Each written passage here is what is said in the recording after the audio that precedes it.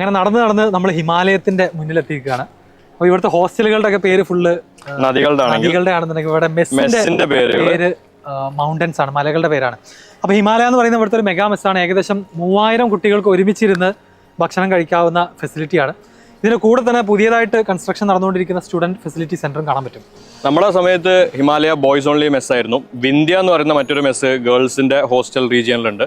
So അന്ന് 6 ഹാളുകൾ around 3000 സ്റ്റുഡൻസിനെ accommodate ചെയ്യാൻ പറ്റുന്ന 6 മെസ്സുകളാണുള്ളത്. അതിന് പല കാറ്ററേഴ്സ് വരാറുണ്ട്. ഓരോ ഇയറിലും കാറ്ററേഴ്സ് മാറി വരാറുണ്ട്. വെജ് മാത്രമേ ഉണ്ടായിരുന്നുള്ളൂ, പിന്നെ എക്സ്ട്രാസ് ഒക്കെ ആയിട്ട് നോൺ വെജ്. ഇപ്പൊ വെജ് നോൺ വെജ് മെസ്സുകൾ തന്നെ സെപ്പറേറ്റ് ആയിട്ട് ഫുഡ് കോർട്ട് പോലെ നമ്മൾ മോളിലൊക്കെ കാണുന്ന ഫുഡ് കോർട്ട് സ്റ്റൈലിലുള്ള അറേഞ്ച്മെന്റ് ഒക്കെ ഇപ്പോഴുണ്ട്. ഞങ്ങൾ അതിനകത്ത് കയറിയിരുന്നു. മെസ്സിന്റെ ഒരു പ്രത്യേകത ഒരുവിധം കുട്ടികളൊന്നും മെയിൻലി ബ്രേക്ക്ഫാസ്റ്റ് സ്കിപ്പ് ചെയ്യുന്ന ടീംസ് ആണ് ഇവിടെ ഉള്ള ഓൾമോസ്റ്റ് എല്ലാ സ്റ്റുഡൻസും. ശനി ഞായർ ദിവസങ്ങളിലാണ് കാര്യമായിട്ട് ബ്രേക്ക്ഫാസ്റ്റിനൊരു റഷ് ഉണ്ടാവാറുള്ളത്. അതൊരു 9-9:30 സമയത്ത്. ഹിമാലയന്റെ ഫ്രണ്ടിലുള്ള പുല്ലായിട്ടുള്ള ലോൺസിലാണ്. സോ ചെറിയ ഈവന്റുകളൊക്കെ ഇപ്പൊ ഇന്നലെ നടന്ന എന്തൊക്കെയോ ഈവന്റ്സിന്റെ ബാക്കി സ്റ്റേജും അതുപോലെ തന്നെ ഡെക്കറേഷൻസ് ഒക്കെ പുറത്തുകൂടെ കാണാം. സോ ചെറിയ ഈവന്റുകളും IIT മദ്രാസിലെ ക്ലബ്ബുകൾ നടത്തുന്നതായാലും സ്റ്റുഡൻസ് ഹോസ്റ്റൽസിന്റെ ചെറിയ ഈവന്റുകളൊക്കെ ഈ ഹിമാലയ ലോൺസിൽ വെച്ച് നടക്കാറുണ്ട്. പാട്ട് പോലത്തെ കൾച്ചറൽ ആക്ടിവിറ്റീസിന്റെ ചെറിയ ഈവന്റുകളൊക്കെ നടത്തുന്ന ഏരിയ ആണ്. ഈവനിങ്ങിലൊക്കെ ഒരുപാട് ആളുകൾ വന്നിരിക്കാനും കുറെ ഡിസ്കഷൻസും കുറെ ചെറിയ മീറ്റിംഗ്സ് ഒക്കെ കണ്ടക്ട് ചെയ്യാറുണ്ട്. അപ്പൊ അങ്ങനെ മെസ്സും അതിന്റെ സറൗണ്ടിങ്സ് ആണ് ഈ കാണുന്നത്. ഗജേന്ദ്ര സർക്കിൾ എന്ന് പറയുന്ന ഒരു പോയിന്റ് കഴിഞ്ഞാൽ പിന്നെ പറയുന്ന ഒരു മെയിൻ പോയിന്റ് ആണ് ഹിമാലയ ലോൺസ് എന്ന് പറയുന്നത്. നിങ്ങൾ ഈ കാണുന്നതാണ് വനവാണി സ്കൂള്. ഒരു സീനിയർ സെക്കൻഡറി സ്കൂളാണ്. ക്യാമ്പസിനകത്തുള്ള 2 സ്കൂളുകളിൽ ഒന്നാണ് വനവാണി സ്കൂൾ. വനവാണി സ്കൂളിന്റെ ബാക്കിൽ സ്കൂളിന്റേതായ ഗ്രൗണ്ടും കാര്യങ്ങളൊക്കെ ഉണ്ട്. സ്കൂളിലെ സ്റ്റുഡൻസിന് മാത്രമുള്ളതാണ്.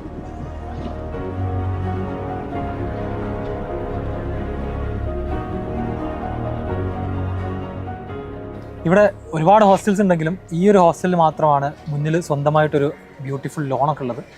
അപ്പോൾ ഗോദാവരി ഹോസ്റ്റൽ നമ്മളൊക്കെ ഒരുപാട് ഫ്രണ്ട്സ് ഇവിടെ പഠിച്ചിട്ടുണ്ടായിരുന്നു. ബാക്കി ഹോസ്റ്റൽസ് ഒക്കെ ഉള്ളിലും അതുപോലെ തന്നെ വേറെ ഹോസ്റ്റലിന്റെ പിറകിലൊക്കെ ആയിട്ടാണ് സിറ്റുവേറ്റ് ചെയ്തത്. ഇത് റോഡ് സൈഡിൽ തന്നെയാണ്,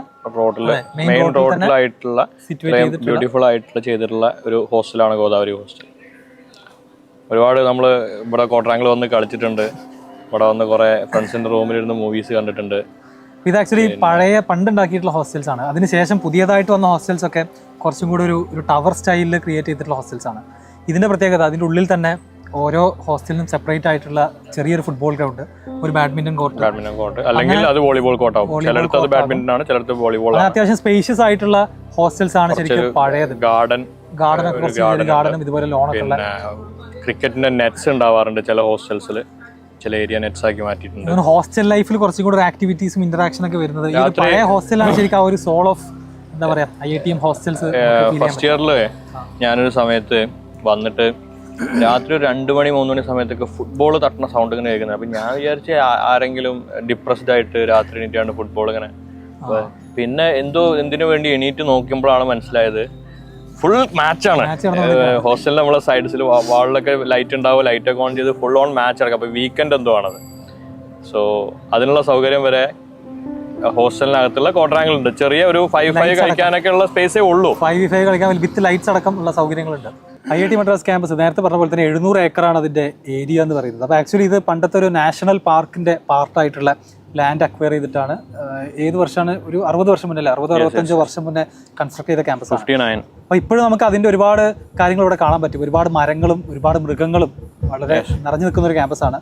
ഒരുപാട് മാനുകളെ കാണാം. എൻഡേഞ്ചേർഡ് സ്പീഷീസ് ആയ ബ്ലാക്ക് ബക്ക്, ആന്റിലോപ്പ് കാറ്റഗറിയിൽ വരുന്ന ബ്ലാക്ക് ബക്കിനെ കാണാം. അത് എൻഡേഞ്ചേർഡ് സ്പീഷീസ് ആയതുകൊണ്ടാണ് ഈ national park Guindy national park എന്നാണ്. ചെന്നൈൻ്റെ ഒരു സെന്ററിലുള്ള ഭാഗമാണ്. സോ മാപ്പൊക്കെ നോക്കിക്കഴിഞ്ഞാൽ ചെന്നൈയിൽ ഒരു കുറച്ച് ഗ്രീൻ ആയിട്ട് കാണുന്ന ഒരു മെയിൻ ഏരിയ ആണ് നാഷണൽ പാർക്കും ചേർന്ന് കിടക്കുന്ന മദ്രാസ് IIT മദ്രാസിന്റെ ക്യാമ്പസ്. ചെന്നൈ സിറ്റിയിലെ ക്യാമ്പസ് ആണെന്ന് വിചാരിക്കുമ്പോൾ നമ്മൾ വിചാരിക്കും ആ ട്രാഫിക്കിന്റെ ഇടയിൽ തിരക്കിട്ടൊരു ചെറിയൊരു ക്യാമ്പസ് ആണെന്ന് പ്രതീക്ഷിക്കും. പക്ഷെ അങ്ങനെയല്ല. ഇവിടെ വന്നു കഴിഞ്ഞാൽ ഇതൊരു ചെന്നൈ സിറ്റിയിലാണെന്ന് തന്നെ തോന്നില്ല. അത്രയും വിശാലമായ ബ്യൂട്ടിഫുൾ ആയിട്ടുള്ള ക്യാമ്പസ് ആണ് IIT മദ്രാസിൻ്റെത്. ചില സ്ഥലങ്ങളിൽ സ്നേക്കുകളെ പേടിക്കണം എന്നൊക്കെ ബോർഡൊക്കെ വെക്കാറുണ്ട്. സ്നേക്കുകളെ പേടിക്കണം. അതുപോലെ തന്നെ കുറുക്കന്മാരെ കണ്ടിട്ടുണ്ട് ഞാൻ. അതുപോലെ കാട്ടുപന്നി, വൈൽഡ് ബോർ ഉണ്ടെന്ന് കേട്ടിട്ടുണ്ട്, കണ്ടിട്ടില്ല. ഏതൊക്കെ ലേക്കില് ക്രോക്കഡൈൽസ് ഒക്കെ ഉണ്ടെന്ന് നമ്മളെ പേടിപ്പിക്കാൻ പറഞ്ഞാണെന്ന് അറിയില്ല. അങ്ങനത്തെ ലേക്ക് ഉണ്ട് IIT മദ്രാസ് ക്യാമ്പസിന്റെ ഉള്ളിൽ ഒരു ലേക്ക് ഉണ്ട്. അത്ര അപ്രോച്ചബിൾ ആയിട്ടുള്ള ഒരു റീജിയൺ ഒന്നുമല്ല. ബോട്ടിങ് പോലത്തെ പരിപാടിയൊന്നുമില്ല. ജസ്റ്റ് നമുക്ക് കാണാമെന്ന് മാത്രം. എന്തായാലും ഒരുപാട് വർഷങ്ങൾ പഴക്കമുള്ള കുറെ മരങ്ങളും മറ്റു സംഭവങ്ങളും ഈ പാർക്കിന്റെ ഭാഗമായിട്ടുണ്ട്.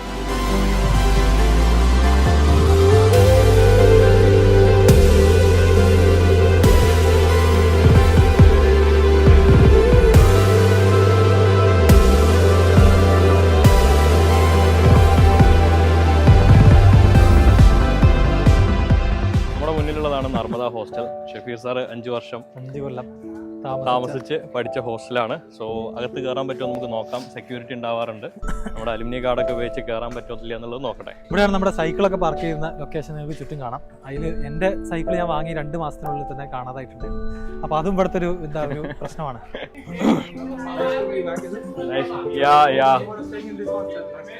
Shafi was here. I was in Tapti. 5 years. BTech? Dual degree, yeah. We are from MTech. Now this in Ahmed, MTech guys are here. It's already mixed. Okay. It's all mixed actually. BTechs are also there. Fine. Like for you during our time, MTech guys were in the tower hostels like Sindhu, Mahanadi, Pamba, all those. Now all the tower hostels are consisting of PhD students. Okay. Like Mandak hostel was just like this, but it's huge. Yeah, we were in Mandak for the first year. Okay, fine. MTech's first year and BTech's first year Stay there in Mandak for 1 year. And like, then BTech's everyone shifts to break the chain of ragging. Yeah, no, not. That is also one part. It started during our like final years, like for when we were in 4th and 5th year, the first years were put in MTech hostels. So that's when it started, that style. Now at least as far as I see, there is no ragging. Yeah. I think the culture has also diminished a Yes, little bit. correct. I have met a few students from the past myself, and they say that the culture of the college has Changed. changed. I don't know for the better or the worse. They say it's for the worse, but See. Yeah. എപ്പോഴും അവിടെ ഇല്ലായിരുന്നാ? ഞാൻ 363 പോയോക്കണ second ഫ്ലോറിൽ. Ground floor മതി, അതൊന്നും പോകുന്നില്ല. എന്നാ പറയും. എൻ്റെ അവിടെ നിന്നാ അലുമിനി ഏതായാലും നമ്മൾ നർമ്മദ ഹോസ്റ്റലിന്റെ ഉള്ളിലാണ്. ക്വാഡ്രാങ്കിൾ ഈ ഗ്രൗണ്ടാണ്. അതിൽ നെറ്റ്സ് കാണാം നിങ്ങൾക്ക്. ക്രിക്കറ്റിന്റെ നെറ്റ്സിനുള്ള പ്രാക്ടീസിനുള്ള സൗകര്യങ്ങൾ കാണാം. ഇതാണ് ഓൾഡ് ടൈപ്പ് ഓഫ് ഹോസ്റ്റൽസ്. പണ്ടുണ്ടാക്കിയ ഹോസ്റ്റൽസിന് മാത്രമാണ് നടുക്ക് ഇത്രയും ഓപ്പൺ ഏരിയ ഉള്ളത്. ഈ ഗ്രൗണ്ട് മറ്റു കാര്യങ്ങളൊക്കെ. പുതിയതൊക്കെ കുറച്ചും കൂടെ ടവർ ടൈപ്പ് ഓഫ് ഹോസ്റ്റൽസ് ആണ്. Volleyball court. നമ്മളെ ഹോസ്റ്റൽ നൈറ്റ് ഈവന്റുകളൊക്കെ നടക്കാറുള്ളത് ഈ ഏരിയ തന്നെയാണ്. ഹോസ്റ്റൽ നൈറ്റ്, ഐസ്ക്രീം നൈറ്റ്, കുറെ പരിപാടികൾ ഉണ്ടായിരുന്നു ഹോസ്റ്റലിൽ. ഈ 2 ഊഞ്ഞാല് ഇത് പുതിയതാണ്. ഞങ്ങളുടെ ടൈമിൽ ഇല്ല.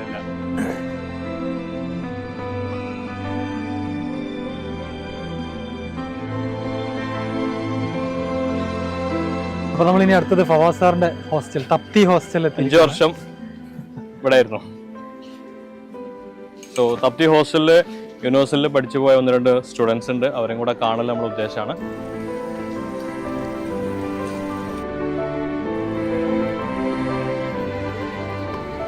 സോ നമ്മളിപ്പോൾ ഉള്ളത് മദ്രാസ് IITയിലെ ഒരു പ്രത്യേക ഡിപ്പാർട്ട്മെന്റിന്റെ ഫ്രണ്ടിലാണ്.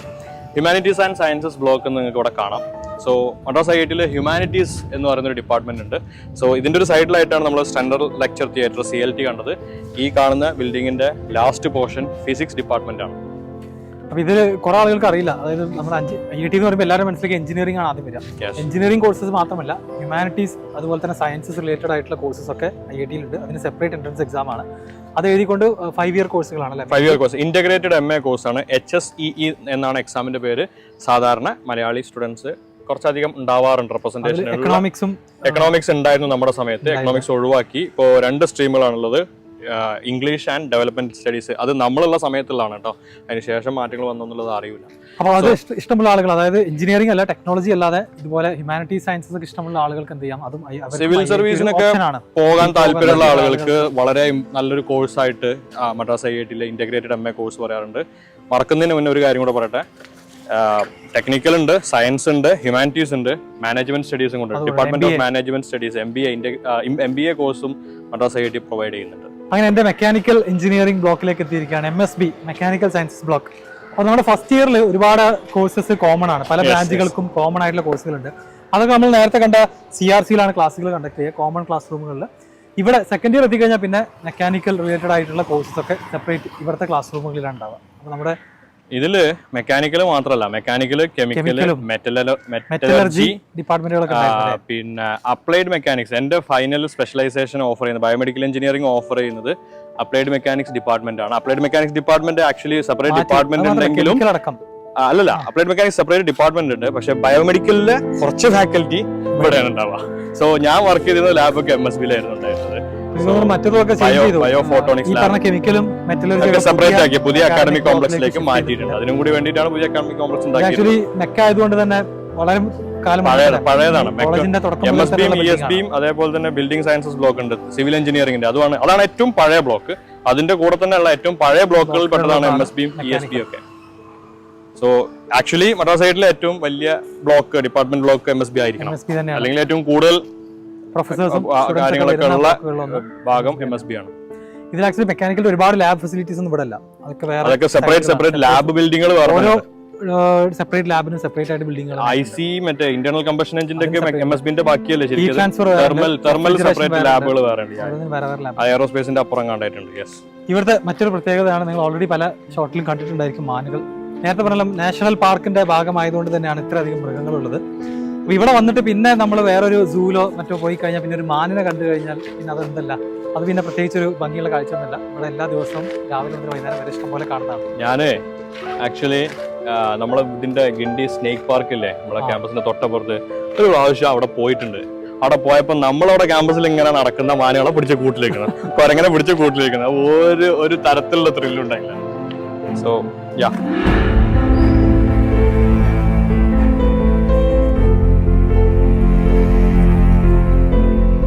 സെന്റർ ഫോർ ഇന്നോവേഷൻ C5 എന്ന് വിളിക്കുന്ന ക്ലബ്ബാണിത്.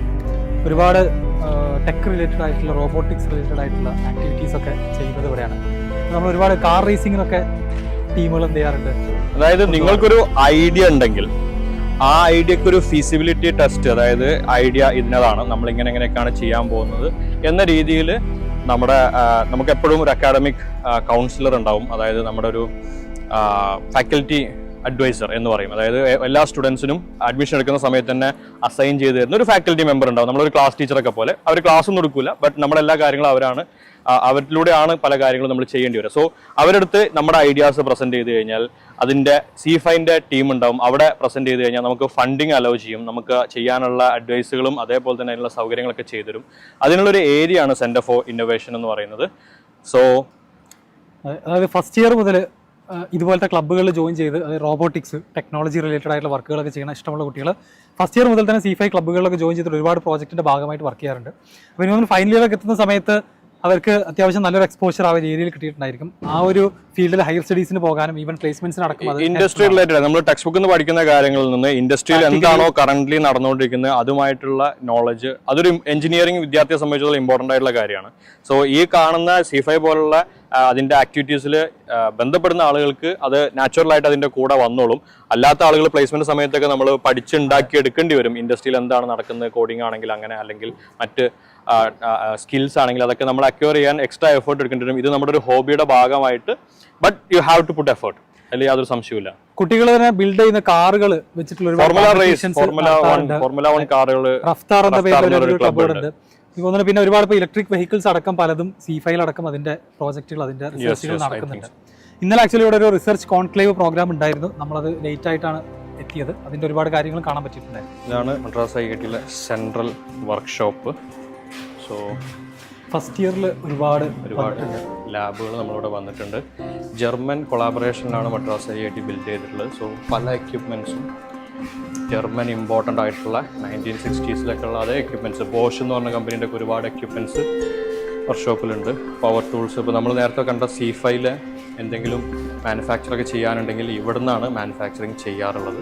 അതുപോലെ വെൽഡിങ്, പല പവർ ടൂൾസ് ഉപയോഗിക്കുന്നത്, അങ്ങനത്തെ ഒരുപാട് ആക്ടിവിറ്റീസ് വർക്ക്ഷോപ്പിൻ്റെ ഭാഗമായിട്ടുണ്ടായിരുന്നു. ടേണിംഗ് ഉണ്ടായിരുന്നു, lathe machines, milling turning machine വർക്ക്ഷോപ്പാണ് നിങ്ങൾ കാണുന്നത്. അടുത്തത് ഞാനും MP കുറേ സമയം വന്നിട്ടുള്ള ഒരു ബിൽഡിംഗ് ആണ് അല്ലേ. നമ്മുടെ ജിമ്മും അതുപോലെ തന്നെ വെയിറ്റ് ലിഫ്റ്റിംഗ് ട്രെയിനിങ് നടക്കുന്നുണ്ട്. സ്പോർട്സ് കോംപ്ലക്സ് ആണ്, യോഗക്കുള്ള സ്പേസ് ഉണ്ട്. സോ ദിസ് ജിംഖാന എന്ന് പറയും, സ്പോർട്സ് കോംപ്ലക്സ്. ഇതിന്റെ ഇവിടുന്ന് അങ്ങോട്ടുള്ളത് ഒരുപാട് വോളിബോൾ ഉണ്ട്, ബാസ്കറ്റ്ബോൾ, ടെന്നീസ് കോർട്ടുകളാണ്. ബേസിക്കലി സ്പോർട്സിന്റെ ഒരുപാട് ഐറ്റംസ് ഇവിടുന്ന് അങ്ങോട്ട് സ്റ്റാർട്ട് ചെയ്യുന്നത്. നമ്മൾ കണ്ട ഫുട്ബോൾ ഫീൽഡ്, ഹോക്കി ഫീൽഡ്, ഇതൊക്കെ ഇതിന്റെ കണ്ടിന്യൂവേഷൻ ആയിട്ട് അങ്ങേ അറ്റത്താണുള്ളത്. സോ അതിന്റെ ഒരു എൻട്രൻസ് ആണ് ആക്ച്വലി ഇത് കോമൺ ആയിട്ടുള്ള. MP വെയിറ്റ് ലിഫ്റ്റിംഗ് ടീമിലില്ലായിരുന്നു? ചെറുതായിട്ട് ഹോസ്റ്റൽസ് തമ്മിലാണ് കോമ്പറ്റീഷൻ ഉണ്ടാവുക. സോ ആ സമയത്ത് ഹോസ്റ്റലിൽ 4th പ്ലേസിന് ഒരു പോയിന്റ് ഉണ്ട്. സോ എൻ്റെ വെയിറ്റ് കാറ്റഗറിയിൽ 3rd പ്ലേസ് വരെയാണ് ഇൻസ്റ്റിറ്റ്യൂട്ട് ടീമിന് വേണ്ടി കോമ്പീറ്റ് ചെയ്യുന്ന ആൾക്കാരുള്ളത്. സോ അപ്പോൾ 4th പ്ലേസ് കിട്ടിയാലും ഹോസ്റ്റലിന് അതൊരു പോയിന്റ് ആണ്. അതുകൊണ്ട് വെയിറ്റ് ലിഫ്റ്റിങ്ങിന്റെ കോമ്പറ്റീഷൻ ആകുമ്പോൾ, ഹോസ്റ്റൽ വൈസ് കോമ്പറ്റീഷൻ ആകുമ്പോൾ ടീമിൽ ഞാൻ ഉണ്ടാവാറുണ്ട്. അല്ലാതെ പ്രാക്ടീസിന് പോകുന്ന പരിപാടിയൊന്നുമില്ല. സോ 1-2 പ്രാവശ്യം ആ ഒരു പോയിന്റ് കിട്ടിയിട്ടുണ്ട് ഹോസ്റ്റലിൽ എൻ്റെ വക. ഞാൻ ഫൈനൽ ഇയറിൽ ഫൈനൽ സെമസ്റ്ററിലാണ്, ക്ലാസ്സുകളൊക്കെ കുറവാണ്. അന്നാണ് ഏറ്റവും കൂടുതൽ ജിമ്മിൽ വന്നിട്ടുള്ളത്. ആ ഒരു 6 മാസം വെയിറ്റ് കൂടിയാ, അത് വെയിറ്റും മസിലും കുറച്ചൊക്കെ കൂടിയത്. പിന്നെല്ലാം ഭാവിയാൻ നീ പിന്നെ അൻസിലൊക്കെ ഉണ്ടായിരുന്നു വെയിറ്റ് കൂടാൻ വേണ്ടി ജിമ്മിൽ പോയിരുന്ന ആൾക്കാര്. സോ വോളിബോൾ കോർട്ട് ഇവിടെ ശരിക്കും പറഞ്ഞാൽ അടിപൊളി നല്ല വാശിയേറിയ മത്സരങ്ങൾ നടക്കാറുണ്ട്. ഹോസ്റ്റൽസ് തമ്മിലും അതേപോലെ തന്നെ ഇൻസ്റ്റിറ്റ്യൂട്ടിന്റെ ടീമുകൾ തന്നെ സ്പ്ലിറ്റ് ചെയ്തിട്ട് മാച്ച് ഉണ്ടാവും. അപ്പോഴാണ് ഭയങ്കര ഫൈറ്റും ഭയങ്കര സ്പിരിറ്റും കാണാറുള്ളത്. ബാക്കിൽ കാണുന്നത് തുംഗഭദ്ര, രണ്ടിലേതോ ഒരു ഹോസ്റ്റലാണ്, ഗേൾസ് ഹോസ്റ്റലാണ്. നമ്മളുള്ള സമയത്താണ് അതിന്റെ കൺസ്ട്രക്ഷൻ ഒക്കെ നടക്കുന്നത്. അതുകൂടാതെ കുറെ മാനുകൾ ഉള്ള പുല്ലൊക്കെ നിന്ന് നിൽക്കുന്നത് കാണാം. ബാസ്കറ്റ് ബോൾ കോർട്ട് 2 ഉണ്ട്. ഇവിടെയും ഹോസ്റ്റൽ കോമ്പറ്റീഷൻസ് മറ്റു പരിപാടികളൊക്കെ ഉണ്ട്. ബേസിക്കലി എല്ലാ ടൈപ്പ് ഓഫ് സ്പോർട്സിനുള്ള ഫെസിലിറ്റീസും ഉണ്ട്. ഈവൻ സ്ക്വാഷ് അടക്കം. ബോൾ ബാഡ്മിന്റൺ കോർട്ട് ഉണ്ട്, ബാഡ്മിന്റൺ കോർട്ട് കൂടാതെ. അപ്പോൾ നിങ്ങൾക്ക് ഏത് ടൈപ്പ് ഓഫ് സ്പോർട്സ് ഇഷ്ടമുള്ള ആളുകൾക്കും അത് പെർസ്യൂ ചെയ്യാനും അതിൽ ഹോസ്റ്റൽ കോമ്പറ്റീഷൻസിൽ പാർട്ടിസിപ്പേറ്റ് ചെയ്യാനൊക്കെയുള്ള അവസരം. ലക്ഷറി ആയിട്ട് കാണുന്ന മറ്റൊരു ഐറ്റാണ് ടെന്നീസ് കോർട്ട്. സോ ടെന്നീസ് കോർട്ടും ആക്ച്വലി മെയിൻറ്റെയിൻ ചെയ്തിട്ടുണ്ട്. ബാസ്കറ്റ് ബോളിൻ്റെ 2nd കോർട്ടാണ് ഈ കാണുന്നത്. അതിൻ്റെ നെക്സ്റ്റ് കാണുന്നത് ടെന്നീസ് കോർട്ടാണ്. അതിൻ്റെ അപ്പുറം പുതിയൊരു കൺസ്ട്രക്ഷൻ വരുന്നുണ്ട്. അത് മുമ്പില്ലാത്തതാണ്, കൺസ്ട്രക്ഷൻ നടന്നുകൊണ്ടിരിക്കുന്നത്. എന്താണെന്ന് അറിയില്ല. അതൊരു ഓപ്പൺ സ്പേസ് ആയിരുന്നു മുന്നേ. എല്ലാത്തിലും ഫ്ലഡ് ലൈറ്റുകൾ ഉണ്ട് എന്നുള്ളതാണ് വേറെ പ്രത്യേകത. രാത്രി അടക്കം നമുക്ക് കളിക്കാം. ഈവനിങ്സിലും രാത്രിയാണ് കൂടുതൽ കോമ്പറ്റീഷൻസ് ഒക്കെ ഉണ്ടാവാറുള്ളത്. ക്ലാസ് കഴിഞ്ഞതിന് ശേഷമാണ്, 5 മണിക്ക് ശേഷമുള്ള ടൈമിലാണ് എല്ലാം ഉണ്ടാവാറുള്ളത്. 2 full size tennis court available ആണ്. ഇതിൽ ഞാൻ ആകെ ഒറ്റ തവണ പരീക്ഷിച്ചിട്ടുള്ളൂ. വന്നിട്ടുണ്ടോ? ഒറ്റ തവണ വന്ന് പരീക്ഷിച്ച് കളിച്ചു നോക്കിയിട്ടുണ്ട്. പക്ഷെ അത് കുറച്ച് ബുദ്ധിമുട്ടാണെന്ന് മനസ്സിലാക്കിയിട്ട് പിന്നെ നിർത്തി. ഒരു സിംഗിൾ ഇൻഡിവിജ്വൽ ആയിട്ടുള്ള സ്പോർട്സിൽ ഏറ്റവും അത്ലറ്റിസിസം ആവശ്യമുള്ള സ്പോർട്സ് ആയിട്ടാണ് ടെന്നീസിനെ കാണുന്നത്. അതൊരു 3-4 ഷോട്ട് എടുത്തപ്പോൾ തന്നെ മനസ്സിലായി. നമ്മുടെ ക്യാമ്പസിന്റെ ഉള്ളിലുള്ള ചെറിയൊരു റെസ്റ്റോറന്റ് ആണ്. സൈത്തൂൻ എന്ന് പറയുന്ന ടീമാണ് അത് നടത്തുന്നത്. കോർക്കാണ് ഫെസിലിറ്റി ബിൽഡിംഗിന്റെ പേര്. അത് ലീസിന് കൊടുക്കുന്നതാണ്. 5 വർഷം കൂടുമ്പോൾ അല്ലെങ്കിൽ 3 വർഷം കൂടുമ്പോൾ റിന്യൂ ചെയ്യുന്നതാണ്. നമ്മളുള്ള സമയം മുതലേ ഒരുപാട് സൈത്തൂൻ തന്നെയാണ്. തലശ്ശേരിയിലുള്ള ഒരു ടീമാണ് ആക്ച്വലി സൈത്തൂൻ. തലശ്ശേരി മലയാളികളുടെ ഒരുപാട് ഗ്രിൽഡും മലബാർ ഫുഡും ഒക്കെ കുഴപ്പമില്ലാത്ത കിട്ടും.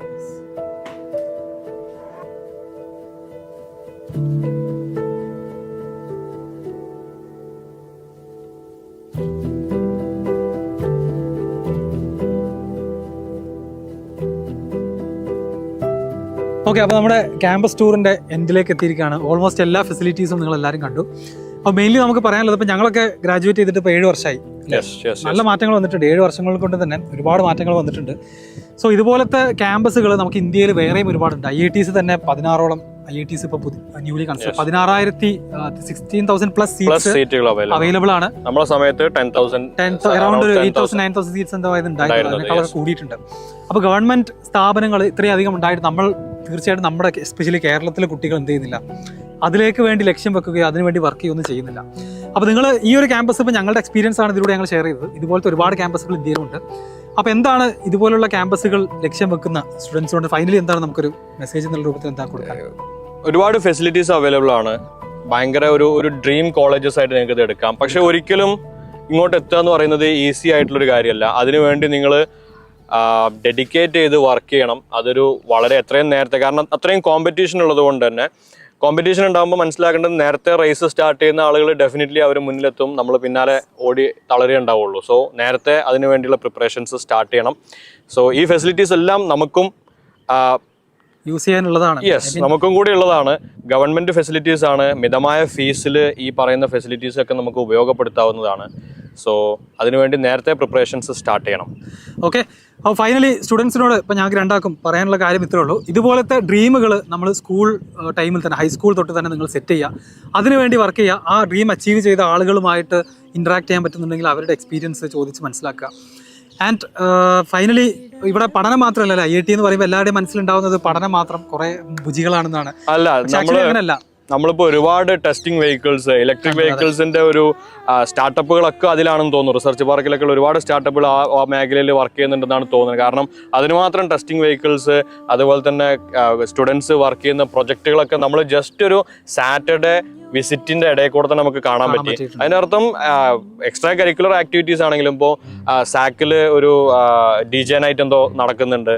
സോ ഇതൊക്കെ സംഘടിപ്പിക്കുന്ന സ്റ്റുഡൻസ് തന്നെയാണ്. സോ ബുക്ക് ഇരുന്ന് പഠിക്കുക എന്നുള്ളത് മാത്രമല്ല ക്യാമ്പസിൽ നടക്കുന്നത്. ഇവിടെ നിങ്ങൾക്ക് സ്റ്റേഡിയത്തിനകത്ത് ഒരുപാട് ജോഗ് ചെയ്യുന്ന, പ്രാക്ടീസ് ചെയ്യുന്ന, ഗെയിംസ് പ്രാക്ടീസ് ചെയ്യുന്ന ഒക്കെ ആളുകളെ കാണാവുന്നതാണ്.